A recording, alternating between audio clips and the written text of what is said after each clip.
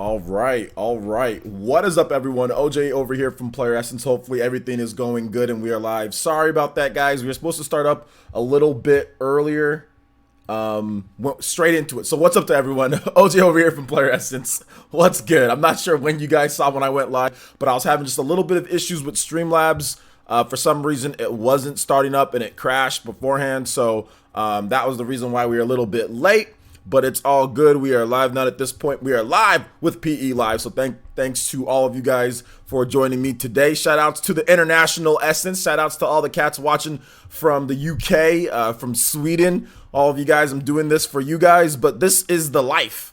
This is the life of a full-time content creator, of someone. You got to work Monday through Sunday. That's the one thing that I realized with this job more so than anything is that you got to work Monday through Sunday. And not only do you have to work Monday through Sunday, but you have to like working Monday through Sunday. Now, unless you're like, I don't know, like huge, like PewDiePie or something like that, or if you're really, really big, you can't shortchange your people. You can't shortchange your people. You got to work Monday through Sunday, and you got to do your best to accommodate everybody that's in your village or in your subscriber base or whatever you want to call it. So I'm happy working Monday through Sunday. I have no problem with it. I wouldn't trade this job for anything else in the world. You guys are freaking amazing. So I'm always going to do my best to try to get you guys these Saturday and Sunday shows. Live streams, and I'm becoming more of a live streamer anyway, so it's like it's not even that big of a deal. If you're on Twitter, you know that I was gonna I pretty much stated that, like, you know, when Smash Ultimate comes out, I'm gonna be pretty much a full-time streamer, and also a full-time content creator, plus also editing for other people as well. So I got a lot on my plate, but it's gonna be okay. I'm doing what I love, so thanks to everybody who is coming out to the streams and enjoying the content and all of that stuff. So yeah, thank you so much, guys. I appreciate that. We didn't really have a build up, so we're probably going to get users as we kind of jump in. So we might extend the beginning. I really don't have much to do outside of PE Ultimate and the Spawncast later tonight, which is at 6 p.m. PT.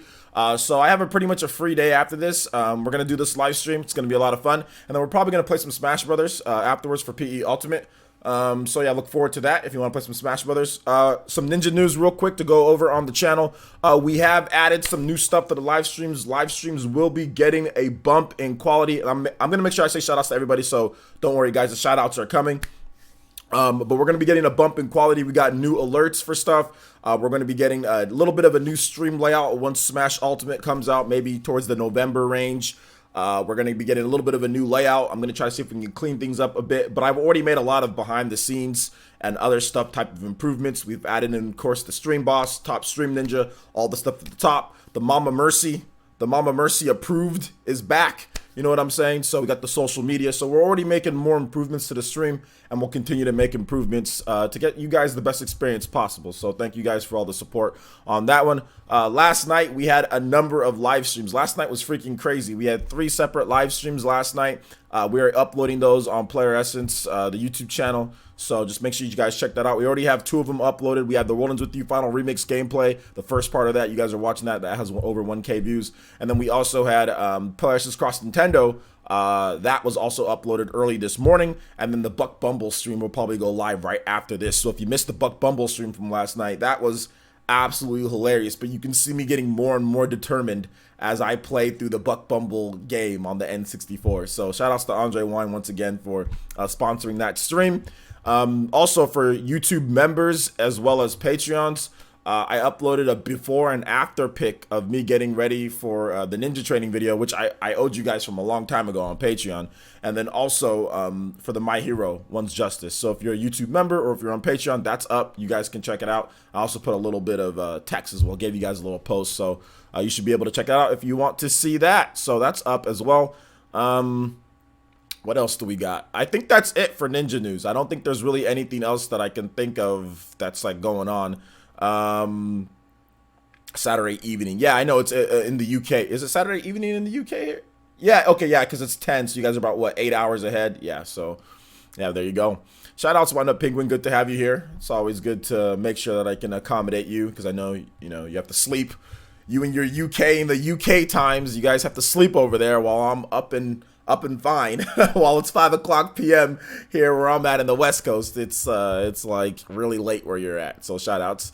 All right, so let's go and let's get into the shout outs, guys. If you're in the chat, if you're just joining in, we got a lot of cool topics to discuss today. It's going to be a lot of fun. But first, we make sure that we say what's up to everybody here in the chat because that's just how we roll. That's just how we roll here on Player Essence. So I want to thank each and every single one of you guys. Let's see. So Kenpachi, what's good? Mo, what's good? Wound Up Penguin, once again, what is good? Darth Wesker, what's up? Party Man, shout outs to Elite Ninja Party Man. Good to have you here, man. Mo, once again, what's up? Shout outs to my boy Andre. We just talking about Andre sponsoring that Bumble night. So shout outs, Andre. Good to have you here, brother. Michael O'Brien, what's good? Party Man, once again. Tension, what's good? Yo, Nordic Viking, let's go, Tension. Good to have you here, my boy. Darth Wesker, once again. Yay for making the stream. Dragon Lady UK, good to see you here. Good to see you here. Let's see here. Alonzo Vines, what's up? Rail Mocker, what's good? You didn't miss much, Dragon Lady. You didn't miss much. We're just going over shout outs. Let's see here. Prince Goro, what's good? Sockon 10, what's up, man? How's it going? You have to be a Fortnite / COD YouTuber to make good money. No, you don't. I make enough to pay for my bills and have a little bit. And I'm not a Fortnite or Call of Duty streamer. I mean, I don't know what your definition of good money is, but no, you don't. You can do other things. I know plenty of other YouTubers that aren't Fortnite and COD YouTubers that make enough for a living. So no, that's 100% false. Shout outs to PB. What's good? What's good, PB? Shout outs to Darth Wesker. Once again, Andre. Once again, Bumble. I'm tired of these TikTok ads. I have no idea what that is, my boy. Shout outs to G5. What's good? Flip 999. What's up, Flip Mode? Elite Ninja Flip Mode. Good to see you here, my boy. Good to see you here. Rufus, what's good? Elite Ninja Rufus, good to see you here. Maui says, patrols, I'm watching OJ. I'm getting fired. You're hiring OJ. You hiring OJ? Shout out to my boy. Don't get caught. FT, what's good? 1 hour run in the rain. Be careful. You can get sick, of course, running in the rain. Let's see. Marcio says, hello. Oh, here, Brazil. Shout outs to Brazil. What's good? What's good? Kenpachi, once again, what's good? The Champ 21, what's up, my boy? What's good? What's good, everybody? All right, looks like we got pretty much everybody here. We're getting more people following in. Over 70 people watching with no actual, starting stream and music starting up. So shout outs. Nico, what's up? Nico, how's it going, my boy? How's it going, dude? Good to have you here. Like always, good to have everybody here joining from the village. Glad you guys joining me, taking the time out of your day on your Saturday. Beautiful Saturday. This is the time in the Central Valley where it pays off all of the 6 months of summer that we have here in the valley. It all pays off at this point because the weather is beautiful. The weather is beautiful here. Your mortgage stays the same. Your rent, whatever you pay, stays the same. The air gets better quality. Man, this is when it's the best. This is when it all pays off because here in the valley, we got like 6 months of summer. You guys, most people got like 3 months of summer. We got 6 months of summer. It starts like in March and it goes all the way through to about September. You know what I'm saying? So yeah, we got summer is a big season here because it lasts forever. But man, when it's gone, it's the best. It's the best. Breeze, it's really good here. Really good. It's really cooling down. What's up, Loki? How's it going, my boy? Good to see you here. No. Wound Up Penguin. It's not the summer that you're thinking of. Think of hell. Think of hell, okay? It's about 3 months of actual summer, which can be spring. It gets kind of hot, and then it's 3 months of hell on Earth, which is the valley. It's super, super hot. Really, really, really hot. Notice how I'm actually wearing like a normal t-shirt that I would wear during one of my my videos because I'm not gonna get crazy pit stains. Because it's not going to be super hot outside. I am going to put my air conditioner on. Like the past 3 months, you guys have seen me in only white t-shirts and collared shirts because it's so freaking hot here that you gotta wear white t-shirts, block out the sun, or you've got to wear collared shirts that have the sweat protection. Otherwise, you're going to be drenched. Even with your air conditioner at 75 or 76 degrees, it's so hot outside. So no, don't be jealous of our 6 months of summer. It's not the normal summer that you're thinking of, like, California, San Diego, or San Francisco, where it's not that type of summer, okay? It's like dry, hot, stinky, you walk outside and it feels like you're in a sauna summer. It's that type of summer, okay? It's not the cool summer that you're thinking of. It's not that summer. It's not that summer. If you want that summer roundup penguin, you have to move to San Diego. San Diego is that summer. That's where it is. But San Diego is $1 million a month for rent or for mortgage if you want anything outside of a box, or if you don't want a roommate, like have like 10 roommates or something like that. So yeah, screw living in San Diego. It costs too much. Anyway, sounds like your type of summer. Hey, my boy, there's plenty of space here in the farmlands. Come get you some if you want it. Oh my gosh. All right. So shout outs to everybody here. I don't know if there's Fury Tiger. What's up? Fury Tiger, the Viking Nation is here. Shout outs. Thank you so much. Don't rub it in, OJ. The weather in the UK is getting cold now. Well, look, dude. Look, man. We go through the hell, so I'm going to rub it in. We go, the Central Valley goes through a lot. We go through some really, man, we went through, real quick, guys, we went through one patch of time period where it was so hot, they were regulating, there was a drought. There was a drought so bad that they were regulating when you can turn on your sprinklers for your freaking, when you can use water outside of your house. There was a drought so bad because it was so hot and so dry here that the freaking river that we have running through, there was no river. It was just dry. It was literally, it's like a freaking river, a big old river, and there was no river for like years.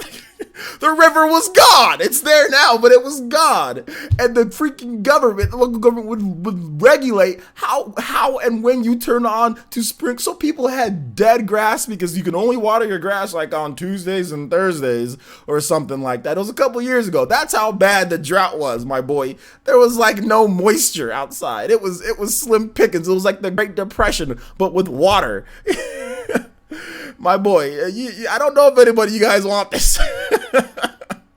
If you live in a really cold place, you're going to say, yeah, I'd love to live in a really hot place. And then you come here and you're like, help, help me. So, yeah. And if you play sports, like if you play like football, oh my gosh. It's called Hell Week for a reason here. It's called Hell Week for a reason. So yeah. Anyway. Shout outs to everybody who's here from across the globe. Solo Nepion? I've never seen that name before. Shout out Solo Nepion. Appreciate you being here, my boy. Not too cold nor too hot. Usually those places that it's not, that's San Diego. That's San Diego, that's San Francisco, where it's not too cold, not too hot, like it's just pretty much good. But once again, those places are often driven by like people that want to live there, and the more people that want to live there, then that means the more expensive it's going to cost. So it's like it's one of those things that, yeah, I'm pretty sure that there's places like, I think there's places like in Michigan, that are like that. It gets pretty good, but winters can be cold, but it's not too bad on either ones. But it just depends. Like in California, all of the places that where you describe, it's all pretty much like, it's expensive. If you're in Northern California, it's expensive. If you're in Southern California, it's expensive. If you're in Central, it's hot as hell, and it's cheap, but it's hot. So I mean, in California, if you want a place like that, it's gonna be expensive to live there. Like that's gonna be the Bay Area, something like that. Nicholas is it Unak? Nicholas U with the subscription. Thank you so much, my boy. Welcome to the Elite Ninja Village of Player Essence, where this is the greatest channel of all time. You're gonna love it here. Everybody in the chat, give a shout outs. Give a shout outs to chipping away some health off that health bar right there. To my boy Nicholas U. What's good? What's good? Slackman says I'm a Canadian who hates cold. I'm cheering global warming, bruh. My mom sold her house in Fresno for that reason. Can confirm. Oh, okay, yeah, Fresno. I went to Fresno State, so I know it's hot. It's hot. It's hot. Let's see here. So I think we're good. Focus on me. What's good? Focus on me. Let's see here. I think we are done with the shout outs, and we've got over 80 people. So let's go and get into the core content for it, guys. Hopefully it's not too loud. I know my mic's hitting red bars, so hopefully it's not too loud on here. Excuse me. So let's go ahead and let's get into what's going on with Monolith Soft. So guys, there was this crazy long message. I'm telling you guys, Monolith Soft is going to be the next. Monolith Soft is is Squaresoft. Monolith Soft is Squaresoft. They are at this point. I think after Xenoblade 1, Xenoblade 2, Xenoblade X, Torn of the Golden Country was what did it for me. You need at least 4 bangers for them to do it. I mean, Monolith Soft has done other bangers as well, right? They've got the Xenosaga. But that was kind of, it's Xenosaga, but Xenosaga is amazing. But you need at least, no, not even 4 bangers. You need at least 7 to 8 bangers before I tell you, okay, you've ascended. And they've got that. Xenosaga 1 through 3, and then Torn of the Golden Country. Obviously, they did Baiten Kaitos as well. Those are bangers. So they've got well more than 7 bangers. But you need those. You know what I'm saying? You need those to ascend. And I think, guys, honestly, Monolith Soft has ascended to that spot where Squaresoft was, not Square Enix. Okay, Square Enix is awesome, don't get me wrong, I like Square Enix, but Squaresoft is where we know where it was at. Squaresoft had so much talent, like, it was insane. Like, just the amount of talent that Squaresoft had was insane, was absolutely insane. And I think this is essentially Nintendo is literally building the new Squaresoft. It's literally building the new Square. It's pretty much there. But this is their transformation. This is when we get the next Monolith Soft game and the quality is so amazing, people are going to wonder, like, wait a minute, where did this come from? And it's going to be, this is the pivotal moment. You know what I'm saying? Like, we're outside people, right? Because like Xenoblade is getting more and more popular, right? This is the best-selling Monolith Soft game. They're at nearly 2 million units. I mean, if you count Torn of the Golden Country, they're probably at 2 million units with Torn of the Golden Country. So this is where their ascent to more of a mainstream, to like a Persona or to anything kind of starts. So I want to read you guys the message, what Tetsuya Takahashi had to say with his recruiting, because it seems like it's pretty crazy.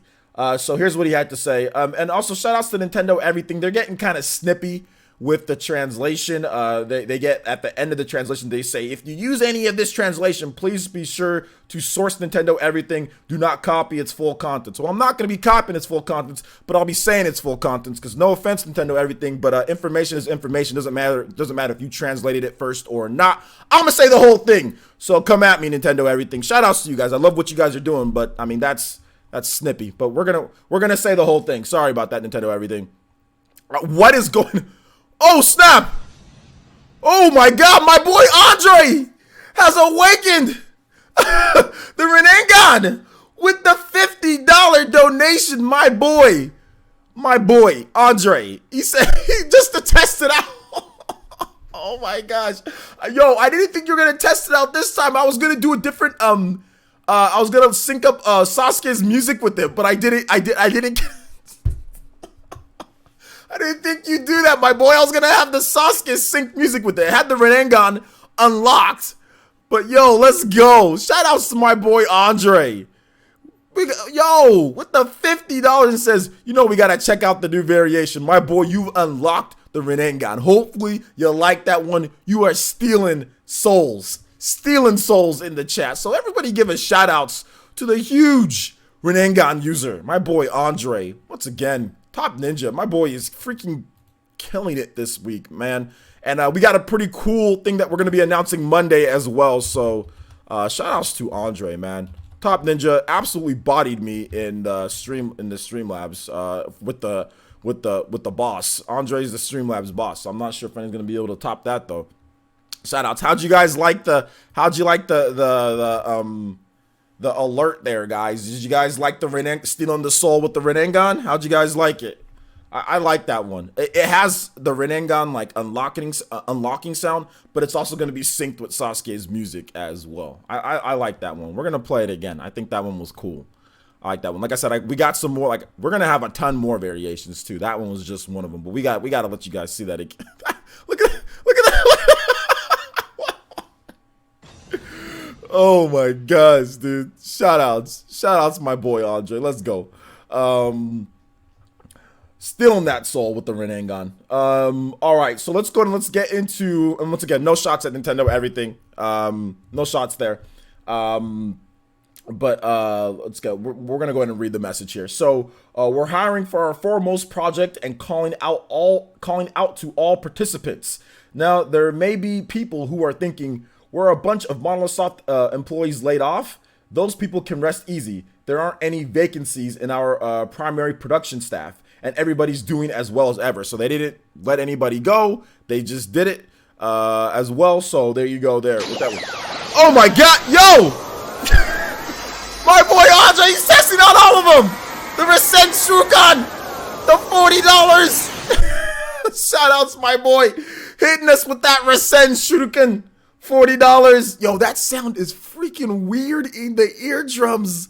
Oh my gosh, it's weird in the eardrums. Did you guys hear that? Oh God. The Resent Shuriken, we gotta hear that one again. Yo, shout outs, my boy. Thank you so much. I don't know what that GIF was that he's using beforehand, but it's freaking amazing. Oh, you see that variation with the sound?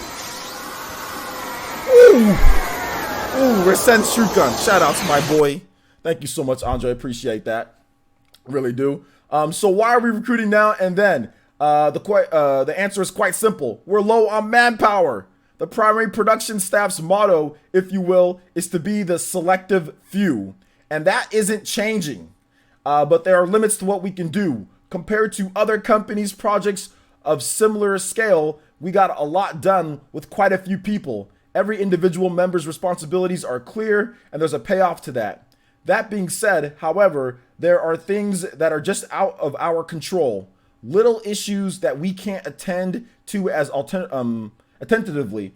For instance, if somebody gets sick, the remaining team members in the office have to pick up their slack and compensate for it. Things like that. Here's an easy to understand example. It's like going to Kaioshin Stadium with only 9 players, or the World Cup. Oh my God, Andre! My boy Andre, I can't finish with the almost Toby Blaster. My boy, he's just barely missing. Shout outs to Andre. Thank you, my boy. I appreciate it. Hopefully you like that, my boy. Oh my gosh, with the Konohamaru? The Konohamaru says, I think this one too. And he said, and of course the 40. And you know you gotta take the variation. Shout outs to Andre. My boy. Almost Toby blasting. Almost Toby. Just missed. Just missed. Just missed. Shout outs, my boy. Thank you for the donation once again. Appreciate that. Once again, Andre's got we got a really big thing that we're announcing on Monday. So look forward to that, guys. Monday, big announcement. Make sure you follow me on Twitter. Big announcement on Monday. So look forward to that, guys. If something's unexpected were to come up, it'd be like a player serving as both shortstop and second base, or a player serving as both a forward and a midfielder. Even so, I'm proud of the fact that we're still able to come in and go home at our usual times. More so than ever, we want to raise our standards for both the customers' satisfaction and the perfection of our products. As it stands, we won't be able to continue to do that. So we've decided to accept applications for a few positions in each department of the team.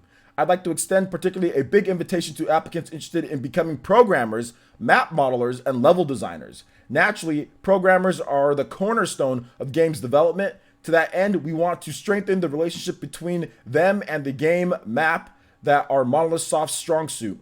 It's my belief that this is all so we can create worlds that are more enjoyable for the customer to experience. The game's maps are a vital point of an RPG. By no means is it something like the story. Without well-made maps, the game won't stand on its own. On the other hand, though, they allow everything else to fall into place with relative ease. Based on my experience, I can make that kind of statement with certainty. And everybody else at Monolith Soft feels the same way. Even just being involved in that area of the game's creation is both extremely important and rewarding. You can make games, you can create worlds, you can become a cornerstone of Monolith Soft. So there's actually a lot more that he says as well. So we're going to go ahead and stop that right there. So shout out to Nintendo. Make sure you guys check out Nintendo Everything, because they say, hey, if you talk about this at all, make sure you don't say the whole thing and make sure, you give them credit. So there you go. Nintendo Everything. Shout outs to you guys for that one there for the translation. And yeah, man, this is freaking awesome. I love what he's trying to say here. And like I said, this is the type of speeches that you need from a leader. Yeah, my boy, you got them all. You got all the different variations. There was 3 that I added in. And I'm going to be, like I said, we're going to get up to about maybe 15 to 20 variations. So right now we have about, I think, like 6. So we're going to get up more. I'm going to keep on adding them as we go. I think what worked well, Andre, real quick, to kind of have a little dialogue between me, what worked well was the 10 and the other one, not the Sasuke one. I just got to add the Sasuke's music to fill out the time span. But yeah, the Rinnegan unlocking sound was freaking, it was crisp. The Futa, or the Rasen Shuriken was also crisp as well. So shout outs. Thank you so much. I really do, Andre. Really do appreciate it from the bottom of my heart, man. So what do you guys think about what Monolith Tetsuya Takahashi had to say here? Let me know what you guys think. I'll be taking questions and comments.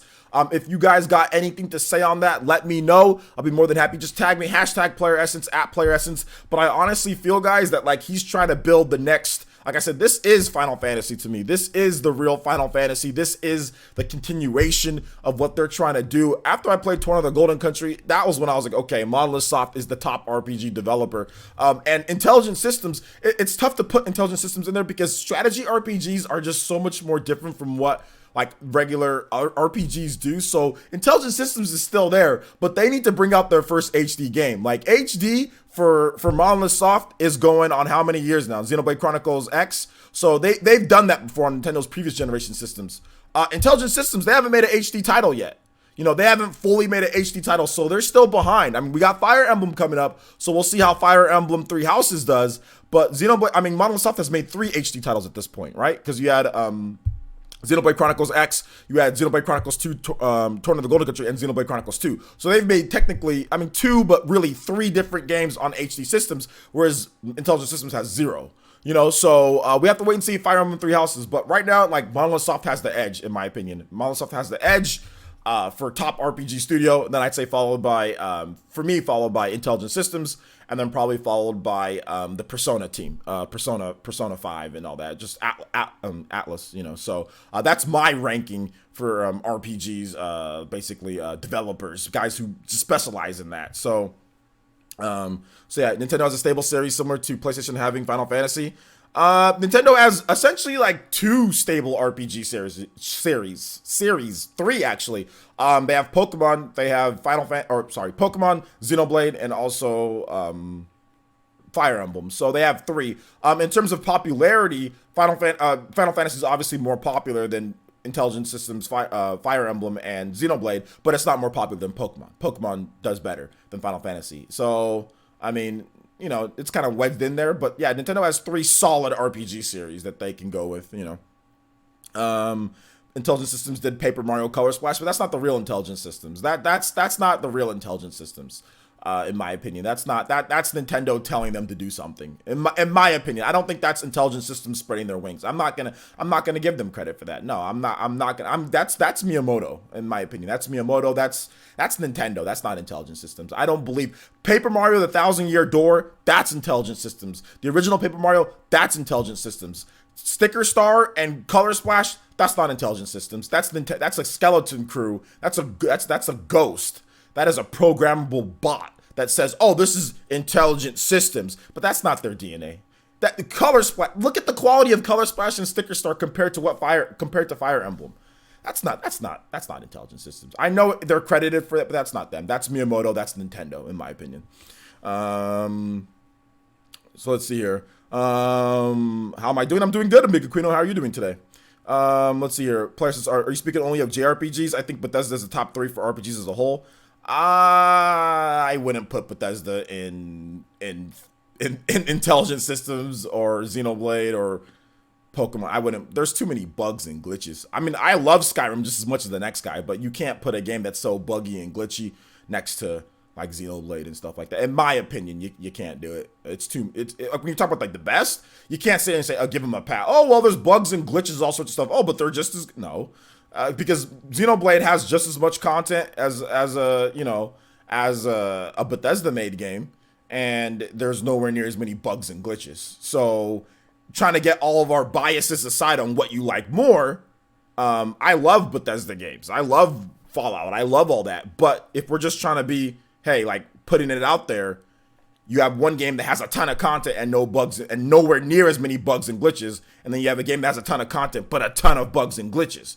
I'm not gonna sit here and put Bethesda in the same category as Pokemon and all that. If we're looking at it from no bias aside, now we're looking at it from Skyrim is one of my favorite. Obviously, I'd put Skyrim high up on there, but all those bugs and glitches and starting over, restarting, crashing the game and all that stuff, like. I played Skyrim, bro. My game was crashed on me. Not Skyrim on the Switch. That one's been cleaner, but there's a lot of bugs in that one too. But the original Skyrim, bro, like that game crashed on me like 50 times. Like Fallout, the game was crashed on me like a million times. Like I can't be put in the same category as Xenoblade and all that. I think Xenoblade 2 crashed on me once with the DLC. Let's see here. Kanjin Sutra, though. I haven't seen you here in a while, so shout outs to Kanjin Sutra. Shout outs. I agree that Monolith is the next Squaresoft. I can't wait for their next game. Next game will be, so will we get an HD port of the first Xenoblade on the Switch? I hope we get I would like an HD remake. Because looking at how good Shulk looks on Xenoblade Chronicles 2, imagine those type of graphics with Shulk on the Switch. Imagine how good that would look with Fiora, Switch, and Ryan and all of them. So I would personally like, because we already got we didn't get an HD port, but there's ways to play. Like if you want an HD remaster of Xenoblade, there's ways to play that, which I have. So I'd like to have a HD remake. I would like to have like a remake of Xenoblade 1. If they did an HD port, like a remaster, that's fine. I'd still buy it and everything, just so I can play it on my Switch, but a remake would be great. Kind of like Shadow of the Colossus. Like Shadow of the Colossus got an HD remaster, right? But then it also got an HD remake. And yo, you see the quality difference between the HD remaster and an HD remake of Shadow of the Colossus? It's like night and day. So I would love to see a remake of Xenoblade. Not that the gap would be that big, because obviously the power gap between a PS2 and a PS4 is massive, right? You're jumping 2 generations. But then again, at the same time, you're kind of jumping 2 generations with Xenoblade too. So, let's see here. What's the next RPG you're looking forward to? Fire Emblem. Fire Emblem. That's the next one I'm looking. Or Pokemon Let's Go Pikachu and Eevee. I guess the most closest one. But what I'm like really, really looking forward to, Fire Emblem Three Houses, man. Oh, Damon Krasamaki. There's a lot of them, dude. I don't even know if that's a true RPG. But anyway, I'm looking forward to a lot. Michael O'Brien says they seem to be on a roll. Their next game could break through that 4 to 5 million in sales level, and they would be a huge developer. Yeah, I think their next game will break through, just as long as it reviews well, right? So as long as it gets the reviews, I think their next RPG will break through to that like 4 million, like in the first like let's say like 4 or 5 months. Like it'll break through. Xenoblade 2 is, like I said, yeah, like around maybe 2 million with Torna. So yeah, I think the next one is really gonna jump up. That's how Fire Emblem was, right? Like Fire Emblem just kind of came out of nowhere. I think Three Houses is gonna be the big breakthrough for Fire Emblem, because I don't think there's ever been a Fire Emblem that sold more than 3 million or so, 3 million or 4. But I think Three Houses is gonna sell like 4 million plus. So Xenoblade Chronicles X needs a Switch port also. Yeah, I'd like a Switch. That one doesn't need to be remade completely. That can be just like a Switch, like an HD remaster, or just a regular port. Not even like just a regular port, right? Because it's already in HD. Clear out some things. I know Xenoblade. If you've played Xenoblade X on the Wii U, it's an interesting game because it's the only game where like Nintendo actually gives you optional data packs to download because of just like to load things faster and all that. And even then, there's still some pop up and some stuff like that. So yeah, it'd be great if they did it. I'd buy that too. I'd buy anything they make for the most part, except for Paper Mario Color Splash. Like until they get to actually make a Paper Mario game the way it's supposed to be made, I'm not crediting them with that. I'm crediting Miyamoto with Paper Mario Color Splash and with Sticker Star. Those are Miyamoto's games. That's not Intelligent Systems.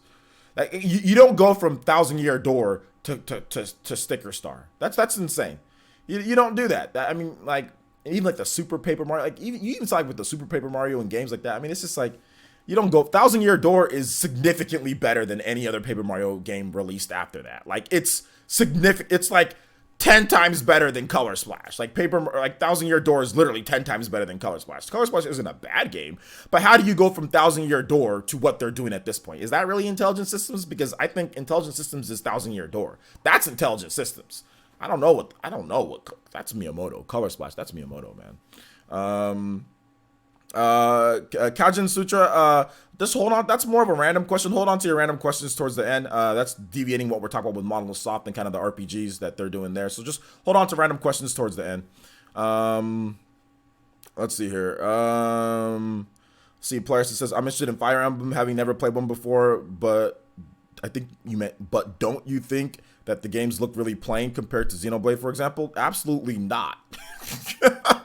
Absolutely not. Fire Emblem was one of the most stylish games out there. I don't know what you're talking about with that one. I'm not sure if you ever, I think you need to actually play it. Fire Emblem is very good. It does not look boring or plain at all. Just the graphics aren't very good because it's on the 3DS. But for 3DS, it's one of the best, in my opinion, one of the best games out there. And they definitely don't look plain at all. I mean, strategy RPG, it's a different style of game, but I'm going to have to 100% disagree with that one. Fire Emblem is amazing. It has tons of style, tons of charisma, a lot of different characters, a lot of substance with Fire Emblem games. The music is fantastic. It's just a different style of game. Xenoblade's an open world game. Fire Emblem is strategy RPG, but I'm not going to hold that against them because they're doing something different. That's not fair to other genres. Should everything be an open world RPG? No, we need strategy RPGs. We need regular turn-based RPGs. There's nothing wrong with Persona style of RPGs. I mean, everything doesn't need to be open world, like Xenoblade. So no, I ain't holding it against it. Let's see here. Better draw distance, and who cares about all that? At this point, who cares? It's just the game. I think the biggest thing with it, it's not about draw distance and filtering and all that crap. That's not what it's about. What it's about is, because the draw distance is actually pretty good. The draw distance is actually really good with Xenoblade. What it is that it's the freaking gamepad. The gamepad and having to use two controllers. That's the bigger thing. Not draw distance. That if they change that, you probably wouldn't even notice. Not that. It's the reason why I think it needs support is because of the gamepad and how if you're using a pro controller, you have to use the gamepad. You have to use two controllers to play the game. Now, if you're using the gamepad, whatever, that's great. But looking down and then looking back up and doing all that stuff, like that's the reason why I feel that it needs support. Same thing with Tokyo Mirage Sessions, not because of draw distances and filter stupid that stuff. That stuff is great. That's fine, but that's not the reason why it needs. I mean, that's not it. It's because of the gamepad. It's because all the other stuff that comes with it is like that's cool. That if they bring all the other text are filtered and all that, but the biggest thing is the gamepad. That's the biggest problem. Unless you're using the gamepad. Now, if you're using the gamepad and you love the gamepad, then it's great. But the problem also is that it's a super long RPG, right? Xenoblade Chronicles X, it's a super long RPG, and that gamepad's gonna be dying all the time on you. Unless you have it plugged in and charging all the time, it's gonna be dying. Like it's gonna be dying quick on you. So yeah. Fire Emblem was the most consistent RPG, long running besides Dragon Quest. Well, Final Fantasy as well. Final Fantasy.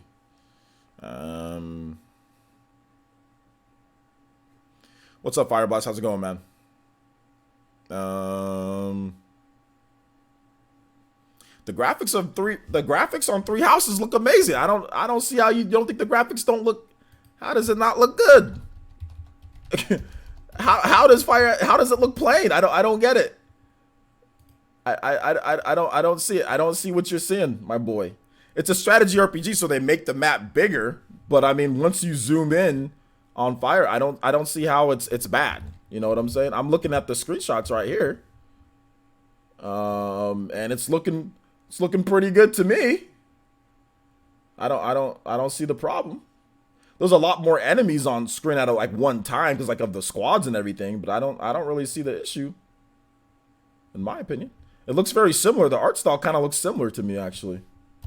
But hey, if you think the graphics look plain, I don't see it. But hey, whatever. To each their own. To each their own. I mean, I'm not gonna show any. I could show the trailer, but Nintendo's gonna get all crazy about that. They don't like people showing the Fire Emblem trailer. Let me see if they got some screenshots for you guys.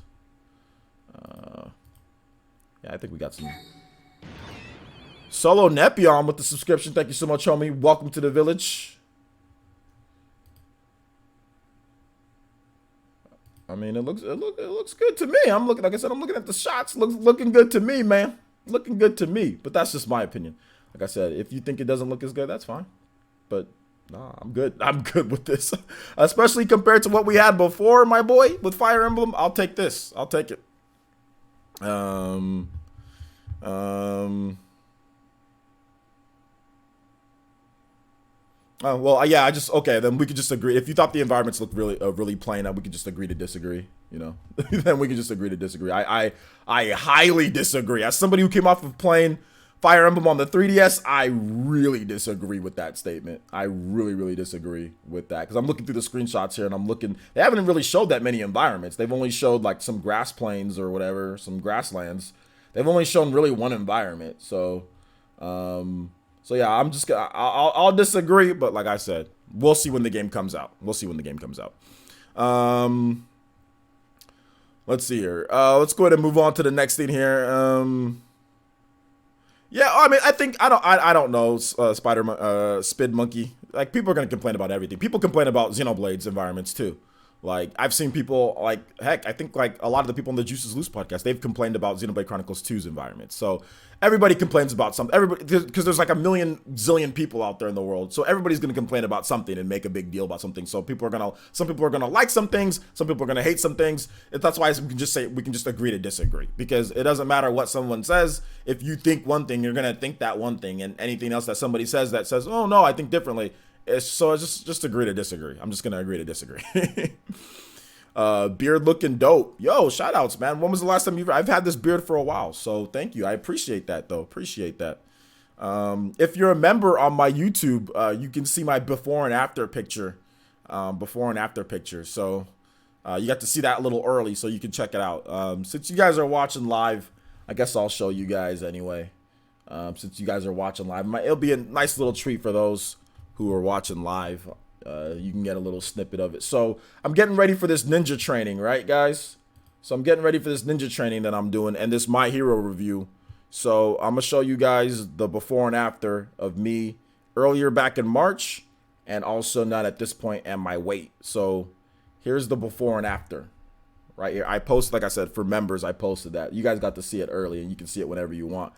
But that's the before and after. You can tell. Look at how much I'm wearing the same shirt too. Look, notice how I'm wearing the same shirt. It doesn't have a full body picture, but notice how I'm wearing the same shirt in here. And look at how tight it is. Look at how tight it is right here in this area. Dude, I'm like, this shirt is like hugging for its dear life. And look at how fat my face is and round my face is compared to how it is here. My face is thinner here, and I've got a bigger beard than in this picture right here. And see how, like, all this right here, from here all the way cut like there, this is all just empty space right here. Whereas here, that's actually my body.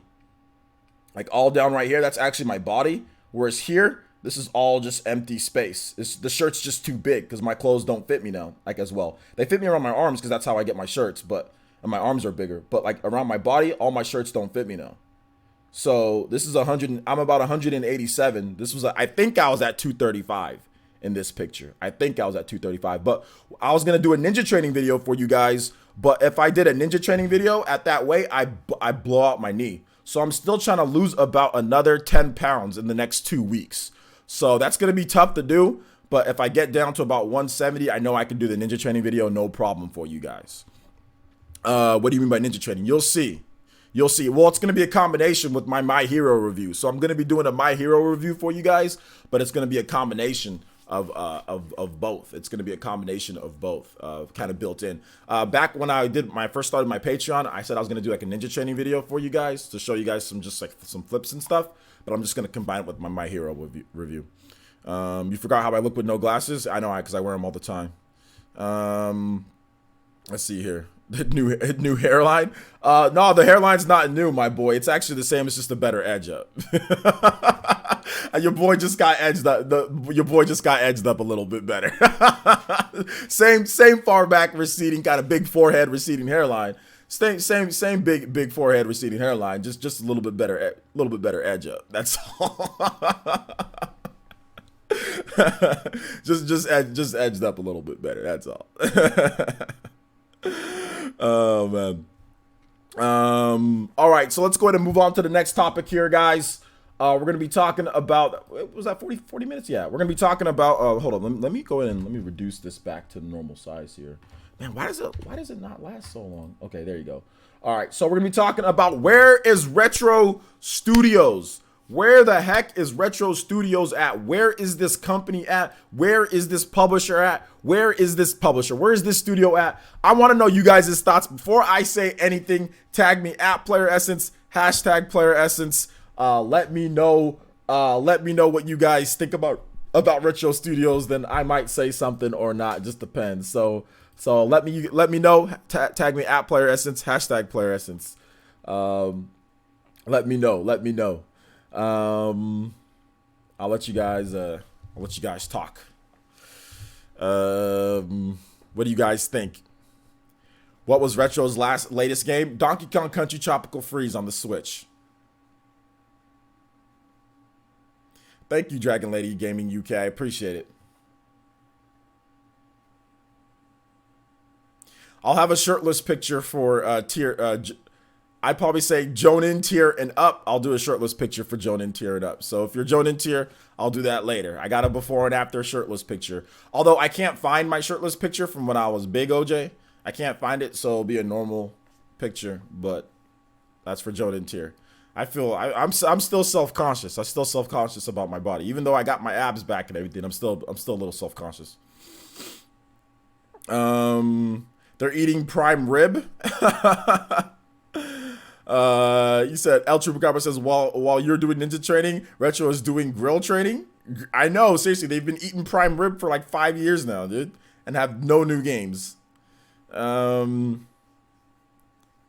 So Retro Studios, have you seen this developer? Please call Gamers 555 News if found. I know, seriously, it's like I'm gonna be drinking like some soy milk or something on the back of the carton, and it's gonna be like missing Retro Studios. Like, have you seen them? Call this number. Exactly. No shirt. Ron Pingus is no shirtless.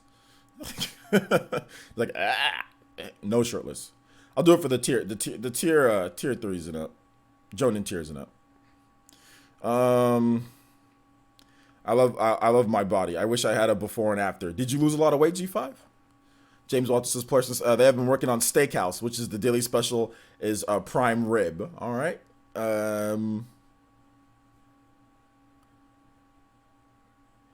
Let's see. Mega Queen says, they keep ordering prime rib. They can't stop eating. I know, man. They need to do some ninja training. Wait, hold up. Andre, you said I haven't played a Fire Emblem since the Super Nintendo? What? Really? For real? Dang, that's crazy.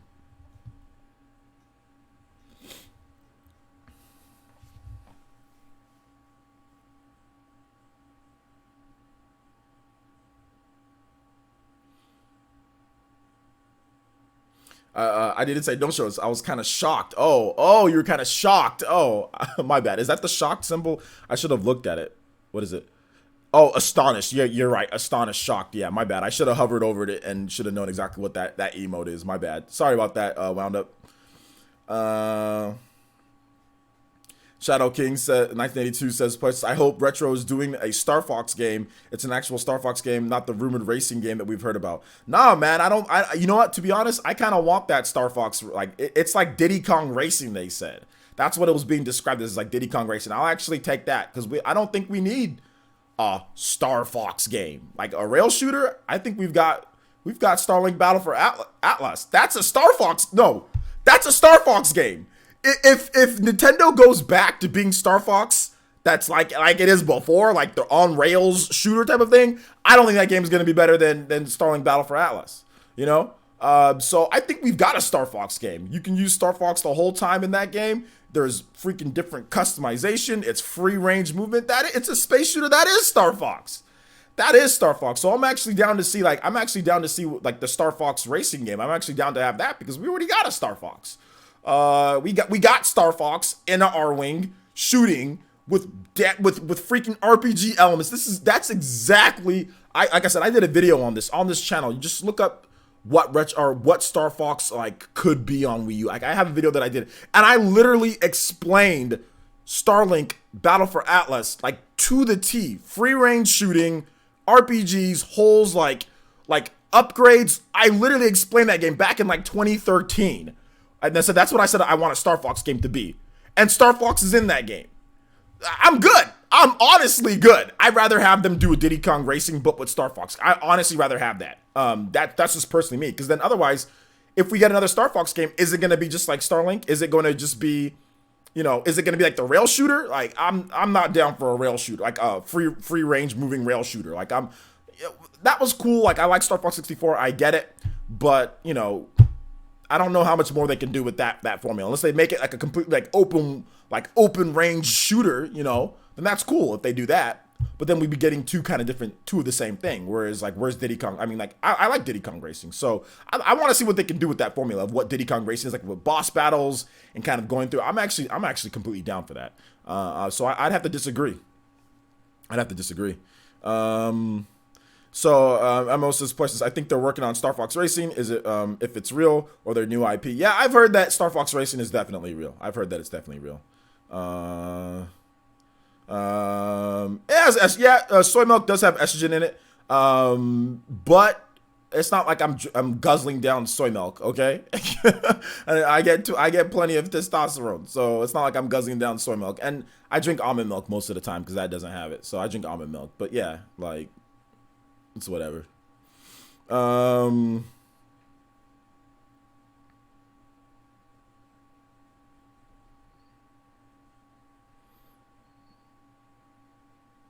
Got rather rail shooter Star Fox than have an RPG elements. I honestly don't want a rail shooter Star Fox. After seeing Starlink Battle for Atlas and what you can do, how you have like real dogfights and everything, I don't want a rail shooter Star Fox with RPG elements when we have a open area shooter with RPG elements. Why limit yourself to on rails in a space shooter? I don't get that at this point. Like why?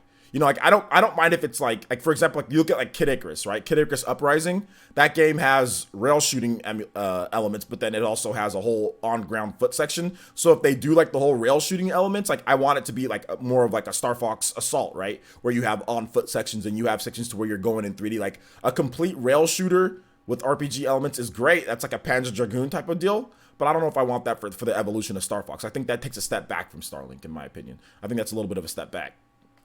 Players says maybe they're making an HD port of Metroid Prime Trilogy. They could be. That's one thing that they could be doing. Absolutely. Soy milk is delicious. It's good. Well, I mean, it's not really an open world game. Let's just be careful here, Michael. It's not really an open world game. It's like an open area type of game. It's not an open world game though. It's not like, oh, you have this ship and then you just fly throughout anywhere that you want in the galaxy and tackle missions anywhere that you want. There's areas that you go to connected, think of it like a little bit step down from like Xenoblade Chronicles 2. Xenoblade Chronicles 2 isn't a completely open world game. I call it more of like an open area game because it's segmented between parts that you have to warp to or whatever, whereas like Xenoblade Chronicles X is literally like completely open world. It's like, oh, just get out, just go anywhere that you want. You know what I'm saying? So I see it more of a step below like a Xenoblade. So it's like connected areas that are there and that are big and you can move around, but it's definitely not like an open world type of game, I'm not sure if you were trying to say that, though. I'm not sure if you were actually trying to say that. I just want to make sure people know that Starlink isn't an open world game. That's all. Like Mario Odyssey. Yeah, exactly like Mario Odyssey. That's a good way of putting it. Just kind of like open areas, like level set areas, like open, like completely open, in that, but there's barriers to that, So yeah, exactly. Like Mario Odyssey. Let's see. Elvis says open world Star Fox game or Star Fox with foot exploration and RPG elements would be nice. That would be nice. It needs to take the Fire Emblem Awakening route when you're custom character adventures with Star Fox team. Fire Emblem Awakening route. What do you mean by that? Like, you mean like when you die, like the character can never come back? Is that what you're talking about? Or like, what do you talk about the Fire Emblem route? Kimpachi says they want on rail because they want set pieces. That's what Star Fox was much about. Personally, I was playing Wing Commander, so Starlink is more my jam. Set pieces can happen with any game. You don't need an on rails section to have set pieces if you want set pieces with any game. Star Fox on rails is not the only time where you have set pieces. Like there's set pieces in freaking God of War. You know what I'm saying? There's set pieces in lots of different games. There's set pieces in Tomb Raider. So set pieces aren't something that's exclusive to Star Fox or to rail shooters. You can do them. You can literally do them in almost any type of game. Heck, I was watching WWE like 2K19 has these little cutscene set pieces too. I was watching Darkside Phil play that game. That game. I would never play a wrestling game, man. Wrestling games are freaking whack. I can't play these wrestling games. I'll watch it, man. After watching WWE, I can't be playing wrestling games, man.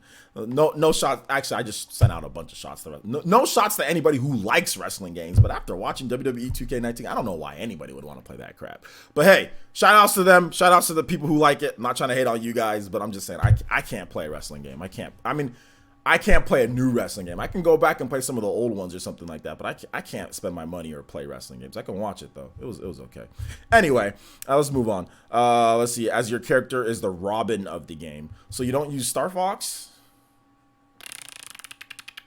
I mean, I'd be down for it, but I mean, who knows how it would be? You know, who knows how to be? You know, people would take. Who knows what would happen? Or they're making a Donkey Kong game. I'd be down for a Donkey Kong game now that we have somebody else making Metroid. Yeah, I'd be down. Let's see here. Buck Bumple Essence says, "Precious. I want a Star Fox game where you can free roam and explore planets on landmasters on foot and also permadeath." I think you're going a little too far with the permadeath. I think you're just kind of throwing in stuff in the landmasters on foot, free roam, explore planets, and permadeath. It's like, what? I think you're going a little too far with that one. Like, you're talking about a free ranging game with permadeath. It's like, so if you fall into, let's say you go into an area where it's too high, and then you die automatically right there. Then what happens? I think that's not good game design. For a free ranging open world game with permadeath is not a good idea. That's not a good idea. Now, a set level-based strategy RPG where you can clearly plan things and rewind time, like which is what Fire Emblem has done with the recent ones. That one is set up to where permadeath can be a thing, but I don't think you know what you want. I don't think you want an open world game RPG with on foot exploration and all that and permadeath. I don't think you want that. I think it sounds cool, but I don't. In all actuality, I don't think you actually want that. I think you want to just be able to now free roaming, exploring, and all that stuff. That's cool, but permadeath in those games aren't. I don't think that's a good thing. I don't think that's a little bit too much for Star Fox. I think that'd make for bad game design. Because here's the biggest reason why I say that is because like when you play like a Fire Emblem game, it's actually set up for you to restart. It's set up for you to restart. It's not like, oh, I've been doing this mission for 40 minutes or whatever, like in an RPG, or I've been exploring this area for however this long, and then all of a sudden, like, oh, my person died. Fire Emblem maps are usually smaller, usually just more compact. Like I said, you take your turn. Like it's really strategy focused, so you can really take your turn. With the open world RPG, that's not the same thing. You're kind of just like Xenoblade, like sometimes like there's like a big old level 80 monster running around, like he targets you and he kills you, and there's a permadeath. You know what I'm saying? Like it's just so. I mean, I don't know if that wouldn't work. That type of game design doesn't work. No, I still don't think optional. That's just dumb. I think that's gimmicky. When you put it that point, that's just gimmicky, in my opinion. In my opinion, permadeath for an open world RPG like that is gimmicky.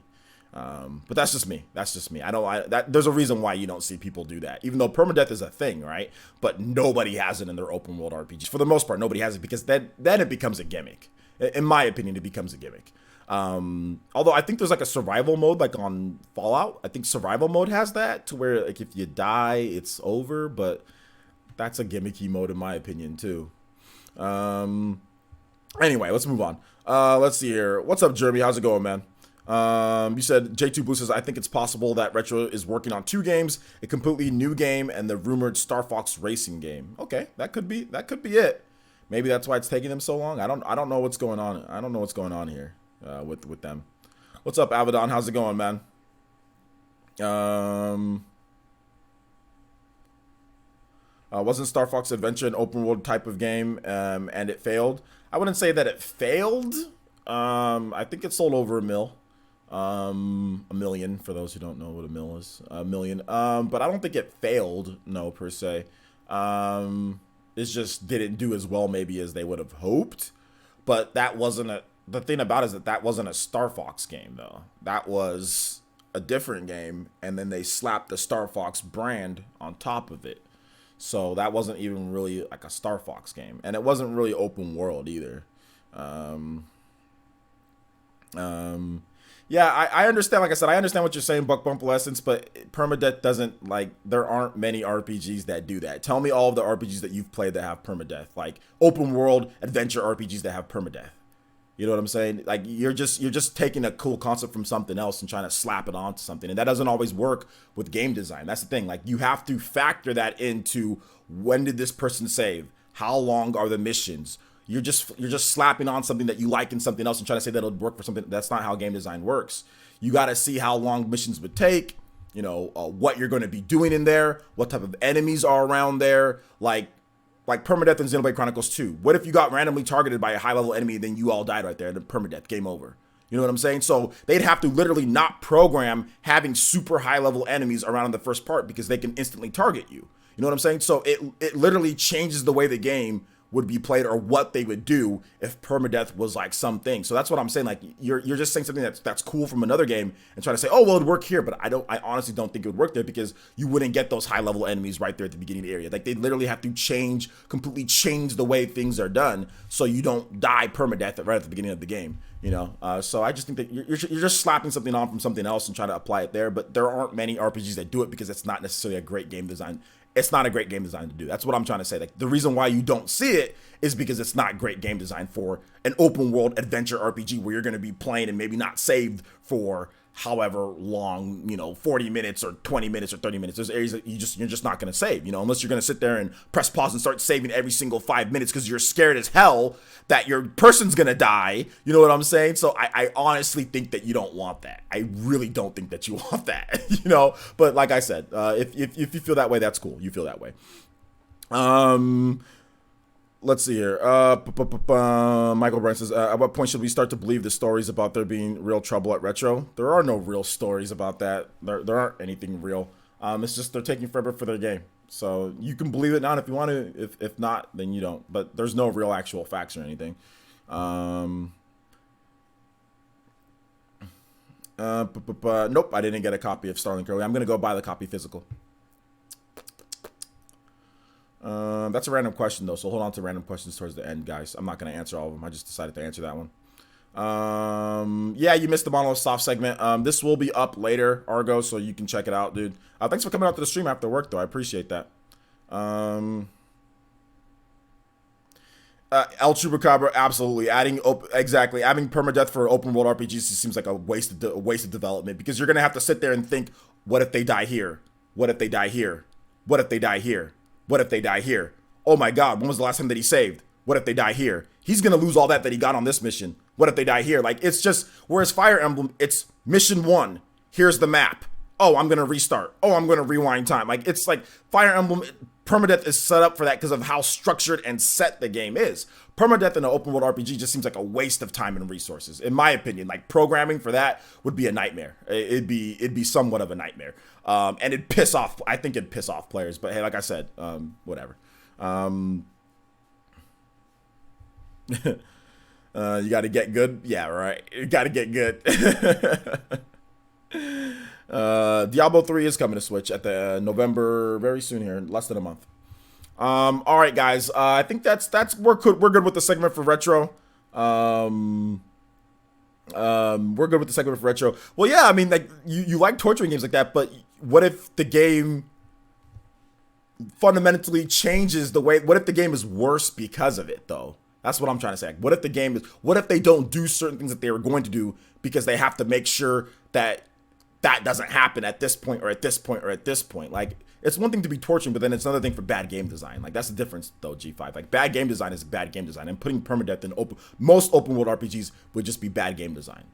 That's why nobody does it. Like I said, they're the professionals. Trust me. Permadeath is a thing that's okay. Should we do this? It's talked about in pretty much every single RPG. They always talk about permadeath in RPGs.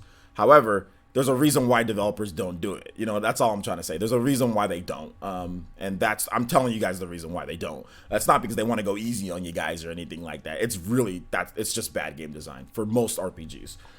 Anyway, like I said, let's go ahead and move on to Q&A questions. If you guys got questions for me, please let me know. Hashtag Player Essence, at Player Essence. I'll be more than happy to answer your questions. So if you got one, tag me in the chat. I'll be more than happy to do so. More than happy to do so.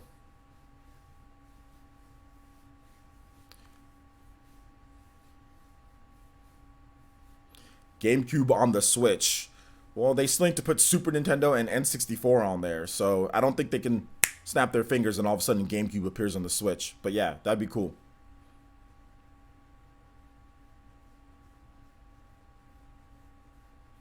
I think a lot of people talk about permadeath, but then they don't actually ever beat permadeath. Like, G5, you're talking about how much you love permadeath. Okay, so then I better see you play Fire Emblem Three Houses on the insane difficulty with permadeath on. I want to see you play and beat that, okay? Make sure you do that. And make sure you document the torture, okay? I want to see you're sitting here and bragging about how much you like permadeath and how much you like games being so hard. Insane difficulty, permadeath for Fire Emblem Three Houses, okay? I want to see you do that, all right? Or heck, even I don't know if you got a 3DS, but I want to see you do that, all right? And make sure you document your journey doing that. Make sure you document that, because you're gonna be tearing whatever hair that you have. You're gonna be tearing it out. You're gonna be tearing that out. Let's see here. D3 has permadeath and people still love it. My wife and I made the final part and died at the last part. We raised, but we laughed and we started all over from scratch. You know what? That's fine.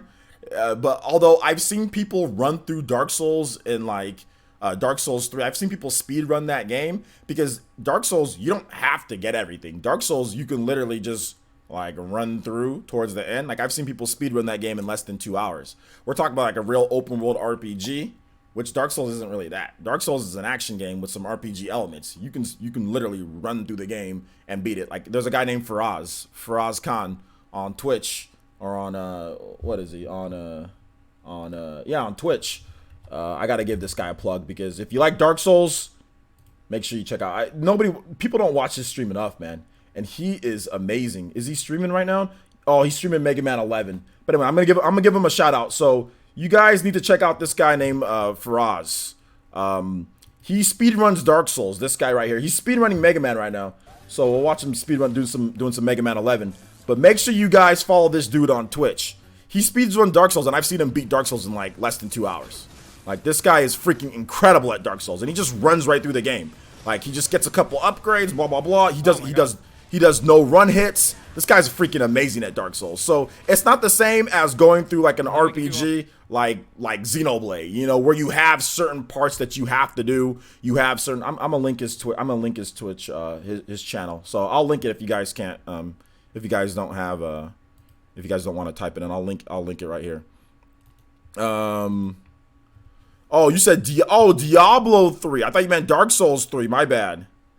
Okay, Dark Souls 3. But anyway, I'm still gonna check him out though. Check this guy out though. He's freaking awesome. So Diablo 3. Yeah, I mean, that's cool. They have the option there for you, but I mean, how many people have actually beat it on there, man? I don't know. The option's cool, I guess, but that's rough, man. That's rough. It's definitely rough. There's not a lot of people that do it.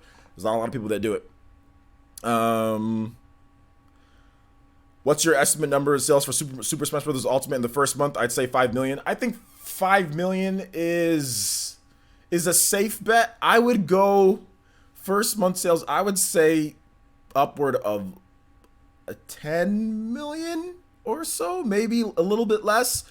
Super Mario Odyssey sold about 10 million or so in about a month, or at least when we heard about it. No, it went through the Christmas period too. But when did they announce those first sales? 2 months, maybe it sold like 10 million. Or no, because it came out the end of October, so November, December. I'm not exactly sure when they first reported the sales, but I think it was only about a month or so's worth of sales for Super Mario Odyssey. So I'm thinking it's gonna be right around 10 million or so, first month sales. Um, let's see. Player says, is he good at Buck Bumble? I'm pretty sure he's good at Buck Bumble if you want it to be good at Buck Bumble. I'm pretty sure he'd be really good at Buck Bumble. Kenpachi says, Parsons, what do you think about the dislikes on Nintendo's video for the new NES games update? People really unhappy or misled by YouTube subs? It's just the same people that are already upset. There are definitely people that are not happy, but it doesn't matter what Nintendo does. Nintendo, they don't like some. There's a good segment of people that don't like the Nintendo Switch Online, and they're just hell bent on disliking anything. So it's a little bit of pitchfork mentality combined with actual people that don't like what they're doing and want to rebuy the same Virtual Consoles games over and over again. So there are those people that are like that, but it's a small segment compared to the overall like scope. But there's just dedicated people that are just set to be complaining, get upset, and cry and whine about whatever thing, which is fine. A lot of them have Switches, so they're completely entitled to do so. But it's not a big deal, to be honest. At the end of the day, it's just people disliking the video, like whatever.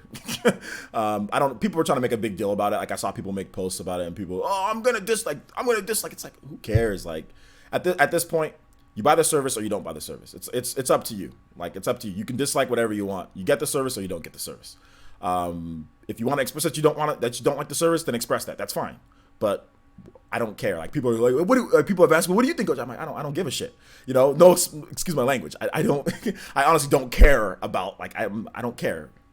Nintendo about classic games. Like I've stopped caring about people complaining about classic games, about rebuying the same games over and over. You know what I'm saying? Like I don't care anymore. People always ask me about that, and I don't care about people crying about classic games. I really don't. Like if you want a classic game, go find an emulator, download the classic game. If that's a problem, go play whatever classic games that you want. Go buy a Wii U, go get a Wii, go play classic games, go get an NES. There's a million places. Like I'm tired of people complaining about classic games. Like I really don't give a crap anymore. I honestly don't. Like I'm so sick of people complaining about wanting to rebuy the same stupid game that they've bought 10 million times over. That's like 20 years old. Like I'm sick of it. So no, I don't care about people disliking a YouTube page. They're entitled to do it. Do whatever. I don't care. But do whatever you want. I'm not trying to say that they can't do that. Let them do whatever. But I've stopped caring about people complaining about classic games. I'm done. I'm done caring. Let's see here. Mega Quino says, player since Shin Megami Tensei 5 also coming to Switch. I forgot. Damn, I'm excited about that game. Yeah, I'm excited about that as well. Let's see here. Curse up here. Curse Essence. I know I shouldn't curse. It's not good for your YouTube metrics either. So yeah, it accidentally slipped. But like, I'm so sick and tired of questions about freaking classic games, man. I'm really tired. Like I don't care. You know what I'm saying? Like you know how many PS2 and PS1 classics aren't on freaking PS4? You know how many classic games that Sony has in their library that aren't on PlayStation 4 and you can't play them? You know what I'm saying? You know how many classic games are out there? There's so many really good games that aren't on PlayStation 4. And Sony fans are at least smart enough to know these games are old. And they're not complaining and why. I mean, I know Nintendo has a better library of classic games, and I get that. It's way more historic. But let's not sleep on what the PlayStation 1 and PlayStation 2 did as well. There's a lot of classic great games there that aren't on PS4. You know what I'm saying? Even if you have the PS Now and the whole PlayStation Plus, like PS Now, like there's so many games that aren't there. They're missing so many PS1 and PS2 games, but it's not like Sony fans are smart enough to know that it's like, if you want to play the whole game, you can just get it. It's like, it's not worth going insane about. Like some people are literally going insane about not having the option to rebuy a game that they've already bought like 3 times. Like my thoughts on Jump Force. I don't care about Jump Force. You see, have I seen the Broly movie trailer? Yeah, I've already seen it. It's old. Michael Bryan says, when do you think the earliest we get a release date for Shin Megami Tensei 5 or Dragon Quest 11? Dragon Quest 11, I think we might get a release date early next year. And Shin Megami Tensei 5, yeah, I think we'll get release dates for early next year. Maybe a Nintendo Direct or just like a separate, just like event. You wish they had PS2 games on PS4, and that's fine. But if you really want dude, PS2 games are so cheap, and like you can get a lot of just go buy a PS2, or just go buy a PS3.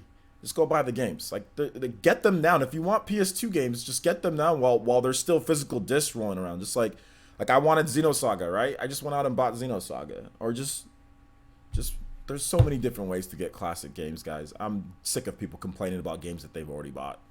I'm not that I'm sick of it. It's like they can do it, but I'm sick of having an opinion. Like I don't care enough to, like, I'm not gonna sit there and tell them not to do it or say, oh, they're wrong. I'm not going into that realm. They can do whatever they want. I'm just saying, I'm like, the same questions of what do you think about people complaining about, like, I don't care anymore about that. Like, they do whatever the hell they want. I'm gonna just say whatever, you know. It's more of like that. I'm not trying to hate on those people and say that they're not allowed to, or say that they can't do because they can do whatever they want. I'm just saying I don't care about it anymore, because I get that question like almost every single live stream. Somebody saying something about a classic game, and I'm just like, I don't care. I've already bought this game a million times. Let's see here. Did you realize that GameCube games I'm not been released on the Wii U at all? Did I realize that GameCube games? I mean, what? I'm pretty sure I have a Wii U. I'm pretty sure I do video games for a living. I mean, I know GameCube games weren't on the Wii U. Are you trying to tell me, like, that I know that GameCube games were on the Wii U? I mean, I didn't start gaming yesterday. I've been covering Nintendo since the Wii era, pretty much the end of the Wii era when I started. So I mean, I'm fully aware that there's not GameCube games on the Wii U. I mean, I guess. Fernando Martinez says, do you think Kingdom Hearts 3 would be brought to the rumored Switch Pro model? No, I don't think Kingdom Hearts 3 would be a Switch Pro model exclusive or anything like that. No. Tenchiho says, if both Xenoblade Chronicles 2 and Octopus Travelers get nominated for Best RPG at Game Awards, which one? For me, Octopus Traveler, but only just. I think they'll both get nominated, maybe, or maybe one of them. Octopath Traveler for sure, I think. But yeah, I think Octopath Traveler would probably get the slight nod over Xenoblade 2.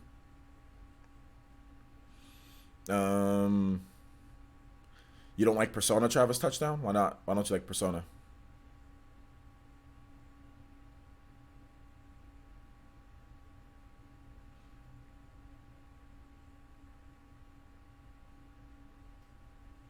I auto corrected Tenchi, by the way. Kenpachi. I knew he meant Octopath, so I auto corrected him in my brain. It was an auto correct. So yeah.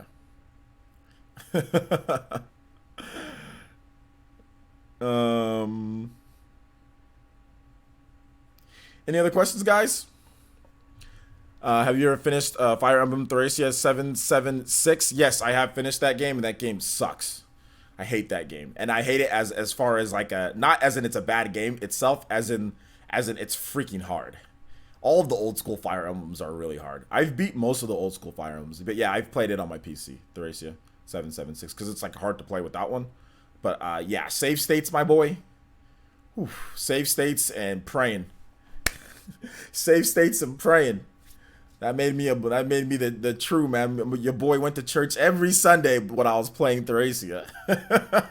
I needed that luck. My boy I had a 4-leaf clover in my pocket. Goodness gracious, man, that game. I hate it. I love it, but I hate it. But yeah, I think the only Fire Emblems that I haven't beat are the Gaiden, the original Gaiden. But I've beat Fire Emblem Echo Shadows of Valentia, but I haven't beat the original Gaiden. I haven't beat the sequel to I've beat the first Fire Emblem, but I haven't beat the second one with Marth in there, like King Marth or whatever. I haven't beaten that one, but I've beaten most of the old school ones because I downloaded all of them on ROMs because you just can't play them. So I downloaded, and like after I beat Awakening, that's when I was playing the other Fire Emblem games, like 20. Although they're not like I said, I like Awakening more than all the old school Fire Emblem, but I did go back and play them after Awakening. I was like, I need more Fire Emblem, so I did go back and play a lot of the old ones, like from like 2013 to like 2015 before Fates came out. I was playing all the old school Fire Emblem games in between like Smash Brothers and other games like that. But it was just like ROMs and stuff, and I didn't stream a lot back then. Like I live streamed because like my internet was not good enough to stream, or it kept on waving in and out. So streaming wasn't a thing that I did back in like 2013, 2014, 2015. Even like Player Essence Cross Nintendo, Like that used to be like a edited. It was a Players Across Nintendo was an edited podcast. You know what I'm saying? Like I would shoot the whole podcast and then I'd upload it. You know what I'm saying? It was like a normal video, but just like a really long podcast that was just edited and uploaded. That's how Players Across Nintendo was back then. Whereas now it's a live show, but back then it wasn't a live show. So I did do I did live streams like through Google Hangouts and stuff though back then. Like I would do that, but that's because you can have trash internet and it'll just like the quality will just fuzz in and out and they'll be lagging and stuff. But like, you can go back to my old videos, you can tell how crappy it was. But yeah. You're currently playing Fire Emblem Gaiden in Japanese. Well, you haven't played Shadows of Valentia. It's like the same thing, but way better. Let's see. Ironically, I have. Okay, hold up. I'm reading too many messages from you. Chapter says, I don't like how every Persona game basically became the same thing after starting with 3. I do like Persona 2 though. Persona 5 is quite different, right? I think Persona 5 is quite different. Shadow King 1982 says, "Player says, would you like to see a Nocturne HD remaster with an option for both Dante and Rido? Ridao? Sure, why not?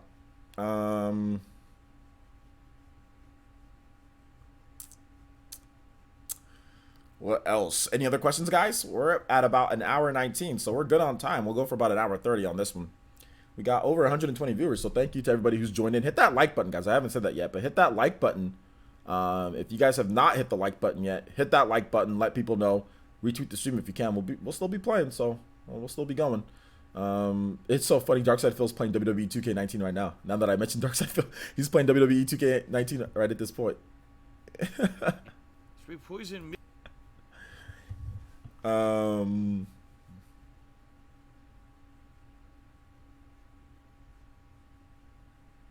Dragon Lady, I missed this comment. Says no matter what games they do for Nintendo Online, they're going to dislike anyway. Yeah, probably.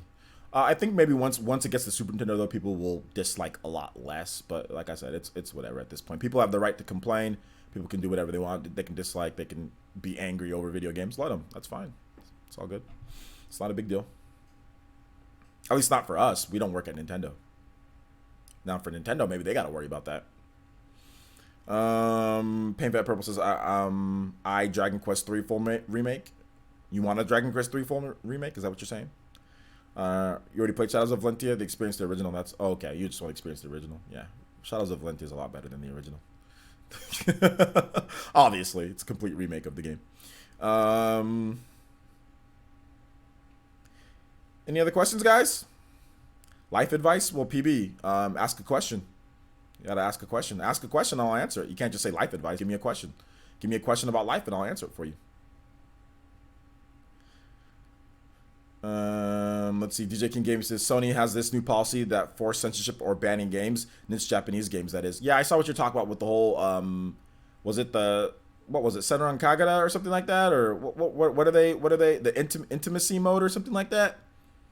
Well, that's because the problem is that it's going to get an AO rating, like adults only. It could get an adults only rating. So that's actually a policy that all companies have, Microsoft as well.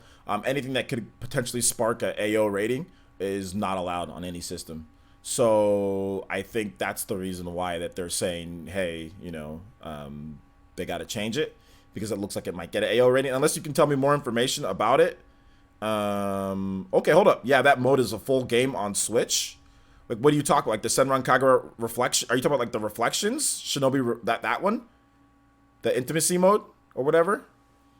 Is it the same? Does it actually show the same exact stuff though? Because Senran Kagura reflections are, like they're. I mean, it just seems more weird more than anything. I mean, is it the exact same mode?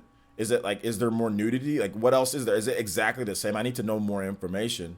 Because it looks like Sony's saying that they need to remove that because it'd get an AO rating. There'd be a problem with the rating if I'm not correct, right? I don't think Senran Kagura Reflections, it's eShop only, but I think that, I don't think that would be, that's not an AO only rated game though. Like, there's not enough for it to be AO,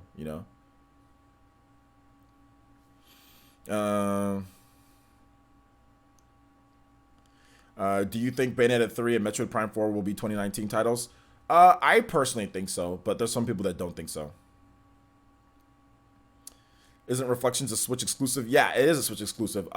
What I'm saying is that I think DJ King was saying that the intimacy mode is like Senran Kagura Reflections, which is its own game on the Switch. So there's like a Senran Kagura game or whatever that has like an intimacy mode, which is like Reflections, but that's only part of the game. It's not the full game. It's only part of the game.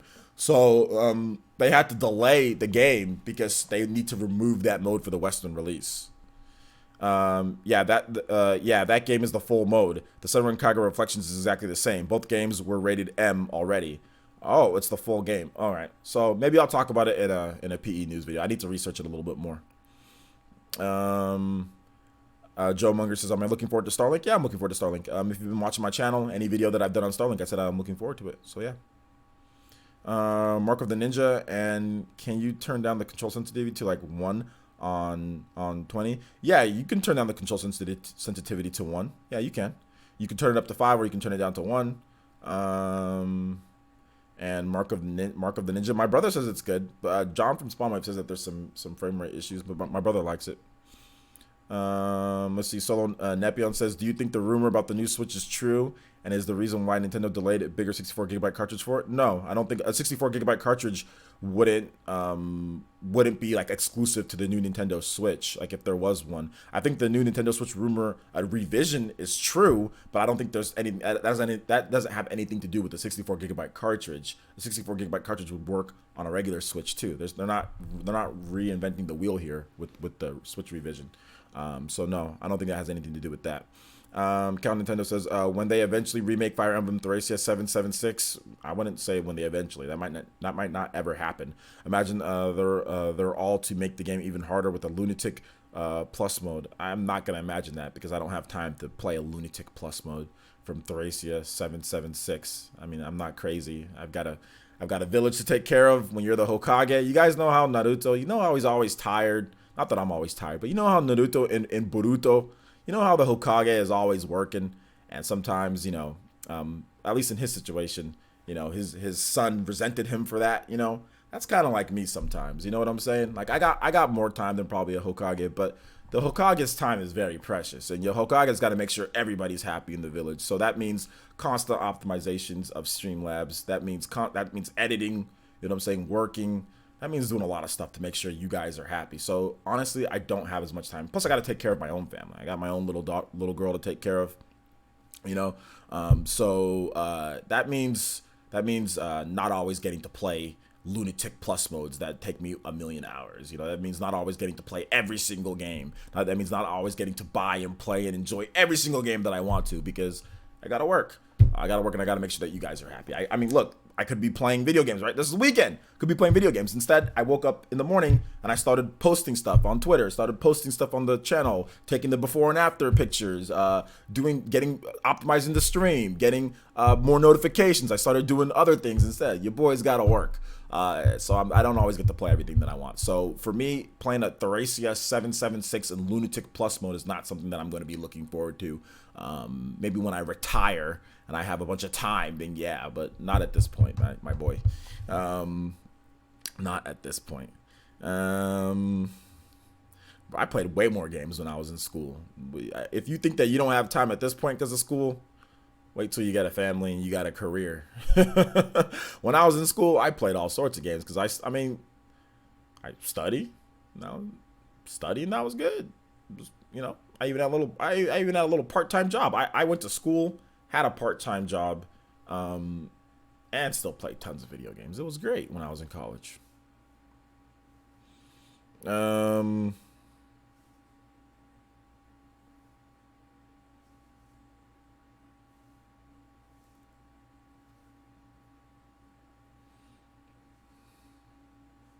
Hope you get some rest before you're dead.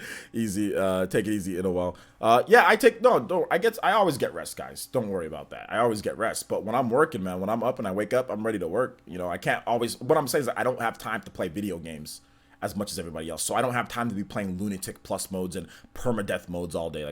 That's the reason why I don't play Dark Souls anymore. When I was in college, I played Dark Souls, right? I played Demon Souls, I played Dark Souls. I thought it was great, you know? And then once I actually got a daughter was here and work and everything, Dark Souls isn't so great anymore for me. Yeah, I can stream it, but I don't really feel like doing it anymore. I don't feel like doing it. So I don't, and I've tried to what was it? What's the game? Bloodborne? I tried to get into Bloodborne. I just can't. So for me, it's just no longer a thing. But yeah, I get plenty of rest. I get plenty of rest. It's just I don't get as much time to just like play and enjoy games as much as I want to. Even like when I was streaming, like when I was playing the World Ends With You Final Remix on stream, it was way more difficult than just going out and playing. Like I went out into the living room, I sat back further from my TV, used the controls that they had at the TV controls, and it was a much better experience, you know, than playing like in my office here.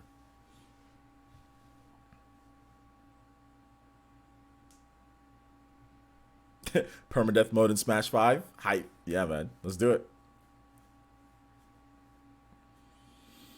Michael Bryan says, what do you think of Child of Light? I never played it, but it might be worth picking up. I really like Child of Light. I really do like Child of Light. I actually have some gameplay videos of not the Switch version, but I have the Wii U version of the game on the channel. So if you really want to just see some gameplay from me playing it, my perspective of Child of Light, you can actually check that out on the channel. It's that. Is it that? Oh, man, this channel goes back a long way, man. I did not remember my gameplay videos until you said something about that. Let me see if I still even have them. Yeah.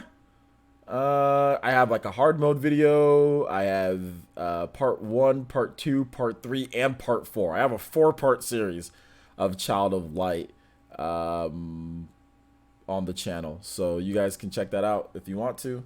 They're all about 7 minutes long. One of them is 13 minutes on hard mode. So yeah, you can check out some gameplay if you want to see me playing through it. Let me just show you guys, because Child of Light is actually a really good game. Okay, here's part 1. Let me go into part 4. This was back when 1080p was a thing. Like if you can put up in 1080p, it was a thing. All right.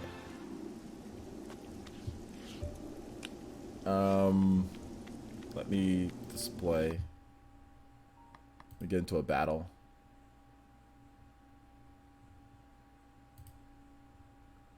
Oh, why is it taking so long? What's going on here? So yeah, Child of Light's a really fun game, guys. I really like it. It's like a turn-based RPG, but it's really kind of stylistic. It uses the same engine as the Rayman engine, but I actually really like it. But it's a classic turn-based RPG with some Chrono Trigger type of elements and stuff, you know, like with the bar and everything. It's great though. It's great. I still need to pick it up on the Switch. It has like a little bit of like an ATB bar kind of like going through. I gotta heal here. This is the hard mode though, so you gotta be careful. You can get bodied. Oh, he's done. Crit. So yeah, definitely check out Child of Light. The only thing that I didn't like is that like the chick, like she can't handle the sword, man. She's like she tilts and turns and falls and all this stuff like that when she has the sword. So let's get into another battle real quick. That was a little bit of a tougher battle. I suggest playing this one in hard mode. It's definitely a lot more fun in hard mode, in my opinion. What's up, Hom Hawthorne? How's it going, man? Or Horfon. Yeah, but I really like it. Oh, look at that. Oh, we got body. Let's go. What is she gonna do? Oh, her crown fell off. Like I got a slash on her. Let's go. This is making me want to play the game again, dude. This is making me want to pick it up. I wish it was physical. I really would like a physical version of this game, but it's digital only on Switch. So you can use that little fairy spirit to heal you. It's kind of like your healer. She cast. Oh man, it makes me want to play this game again. Makes me want to play it again. Anyway, so yeah, that's Child of Light. You guys can check it out. It's out on the Switch now. So shout out to I recommend Child of Light. It's very good. Let's see here. Basically, J2 Blue, I think, you know, let's not even get into that. Let's not even gonna get into that again. You and Sakurai should take a vacation together. Man, I wish. I'd be happy with even taking a picture with Sakurai.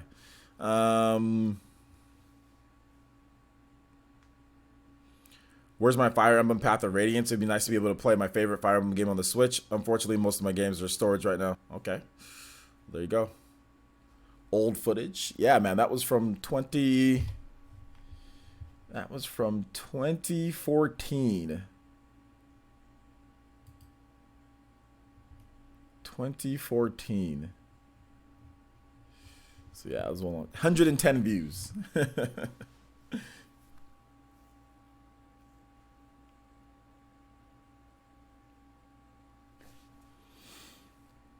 Hom says, thanks for recommending Xenoblade players. I can't believe I slept on it. Yeah, man, Xenoblade's really good, dude. It's awesome. It's really good. Love Xenoblade. Any other questions, guys? If not, we're gonna call it. We're gonna call it, and then we're gonna get some Smash Brothers going. We'll stream some Smash Brothers for about an hour or so. So let me know what you guys think. Any other questions?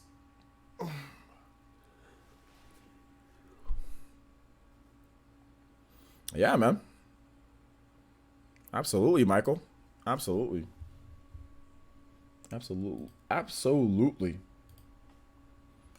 I picked up a fat PS3 OJ after finding a complete trilogy of Xenosaga 1, 2, and 3. Nice. I'm going to be playing through them with my brother and easy combat, any easy combat pointers, persons, or the in-game tips good. You'll be fine with the in-game tips. So yeah, there's nothing really that I can tell you. It's a pretty straightforward game.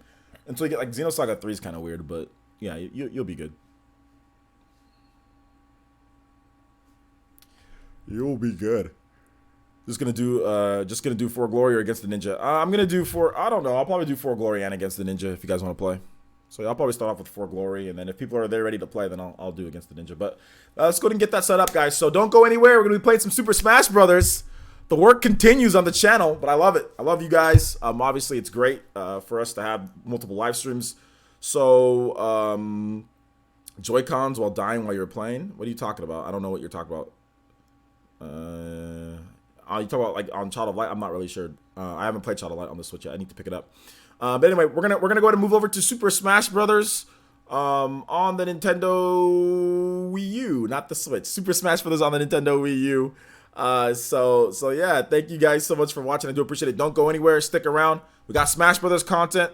Smash Brothers content coming up very soon on the channel. So look out for that. If you guys want to watch some Smash Brothers, want to get some tips and some pointers, I'll be dishing out some of those as well. So thank you guys so much for watching. We had pretty good viewership for no lead up. Over 100 viewers. Thank you guys so much. I do appreciate that. And we'll see you guys very shortly for Super Smash Brothers I keep on wanting to say Ultimate. Super Smash Brothers Ultimate. Super Smash Brothers for Wii U on the channel. Super Smash Brothers for Wii U. Not Ultimate. I want it to be Ultimate, but Super Smash Brothers for Wii U on the channel. All right, guys. Thank you so much for watching. Peace. We'll see you soon.